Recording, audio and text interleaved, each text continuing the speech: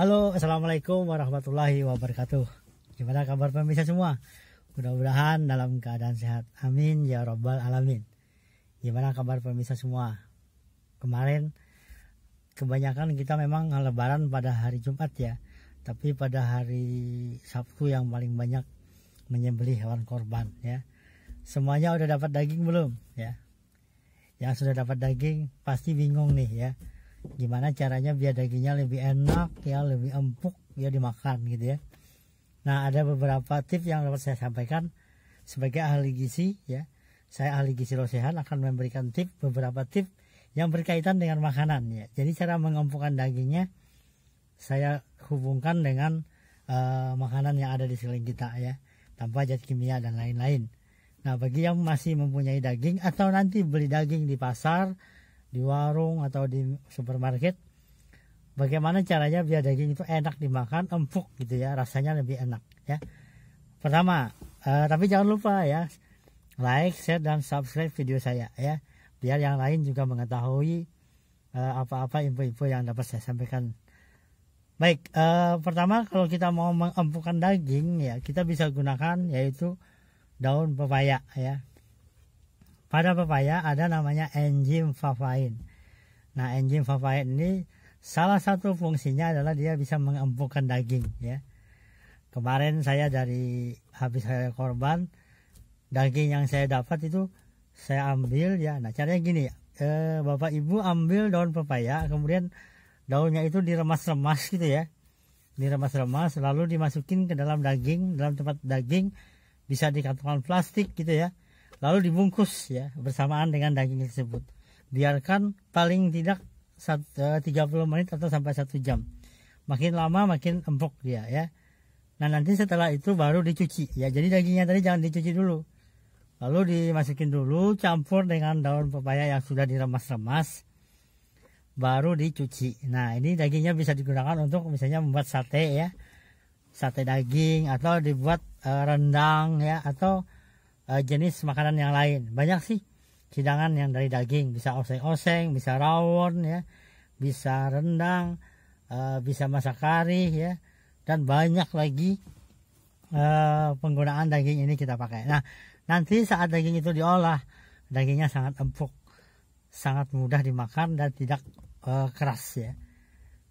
Coba Anda ambil daun pepaya, kemudian diremas-remas gitu ya, dihancur-hancurin, lalu dibalut dengan daging yang ada, lalu ditutup ya, biarkan kurang lebih 30 menit atau sampai 1 jam. Nanti dagingnya akan empuk ya. Ingat, di dalam pepaya ada namanya enzim papain.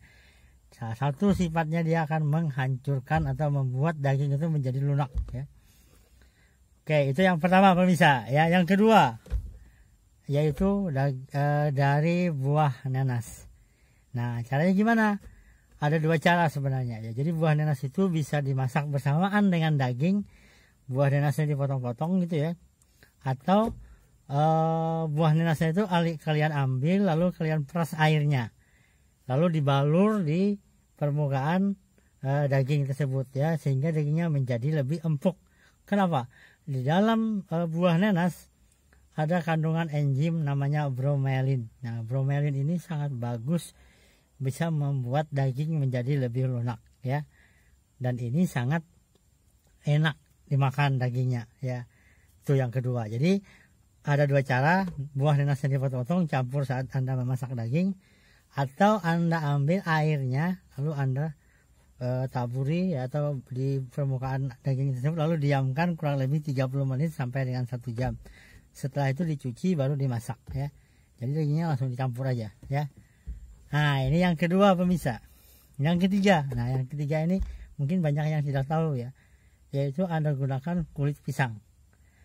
Nah, ini bagi yang sering membuat misalnya banyak kulit pisang, bisa digunakan untuk mengempukkan daging. Jadi ternyata di dalam kulit pisang itu mampu menyerap protein-protein sehingga daging itu menjadi lebih empuk ya. Nah, ini bisa ditutupin di permukaan daging tersebut kurang lebih 30 menit sampai 1 jam baru digunakan. Daging juga menjadi lebih empuk ya.